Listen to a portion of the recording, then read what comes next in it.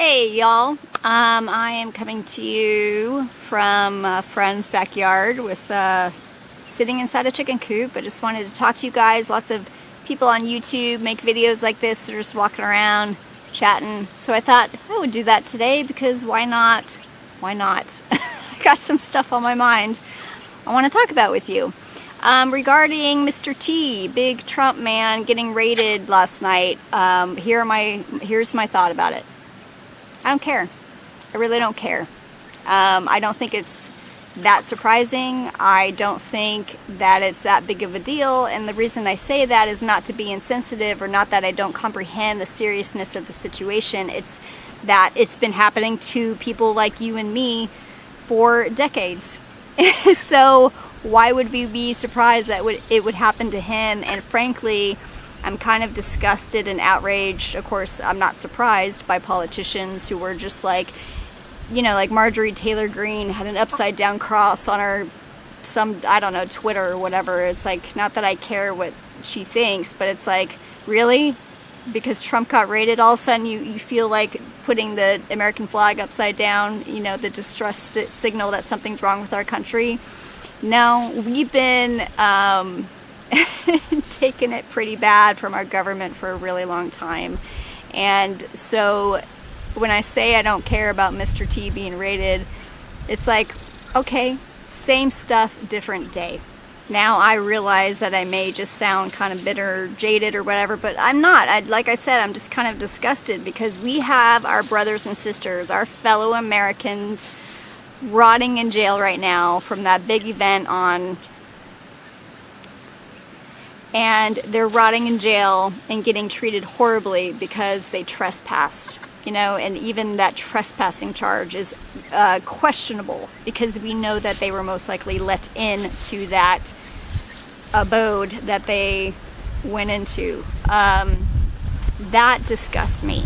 And what disgusts me is I know that there are a handful of politicians talking about that injustice, but it's like the whole world is up in arms right now because Mr. T got raided, and it's like, what about those poor people whose lives are absolutely crushed? We've had them commit suicide, we've had them die, and again, there's a few people helping them, but like, that is just like one small example about how our powers that be have been unjustly treating us over the last decades and beyond.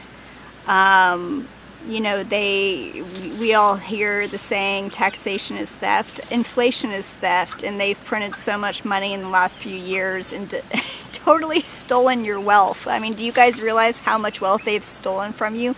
Inflation is theft.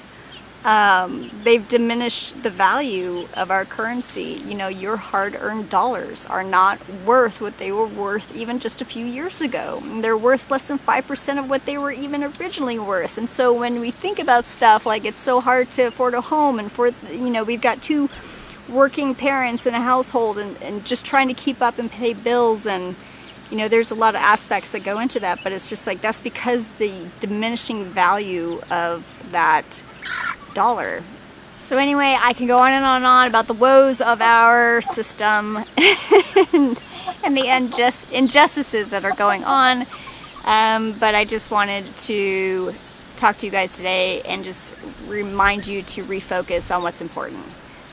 What I've been preaching on for 3 years: independence from government, being self-sufficient, working together, thinking out of the box, living as families, as community, and not being dependent on big corporations, keeping our focus on the Lord, and putting our hope in Him, because there is no political solution. If you think that Mr. T or DeSantis or somebody's going to come in and save the day, lovingly as I can, I'll say it this way, is you do not grasp the seriousness and scope of the war that we are in right now.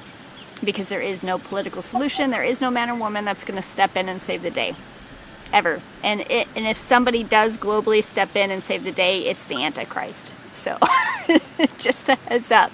I want to leave you with a message. Oh my God.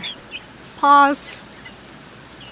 All right, I am going to leave you with this, a little word from the Bible that I think will be encouraging and enlightening about who our God is. Our God is not some long-haired hippie with a lamb around his neck walking around saying peace, peace. He is a warrior king, and this is what he thinks of evil. In Psalm 37:12, it says, "The wicked plots against the righteous and gnashes at him with his teeth. But the Lord laughs at him, for he sees his day is coming." And in Psalm 2, it says that the Lord scoffs at evil, meaning like he looks at them and goes, "Are you kidding me? Do you know who I am?" He is the great I am. He is the beginning and the end, the Alpha and Omega. He is the creator of all. And he is our King of Kings and Lord of Lords, our warrior king, who is coming again and will implement justice and righteousness in a perfect way. So put your hope in that. And that doesn't mean that here on earth we don't fight for justice and do what we need to do. It just means that ultimately when things look like they're not going to go our way, maybe in a permanent way, just remember who's coming again. And that is ultimately the message that I want you to take with you today. All right, guys, thank you so much for joining me today. And I will be back again. I have a slightly more fun video coming up. And hope you enjoyed our first backyard session. And maybe I'll do more of these. We'll see. All right, guys, have a good week. I'll talk to you soon. God bless.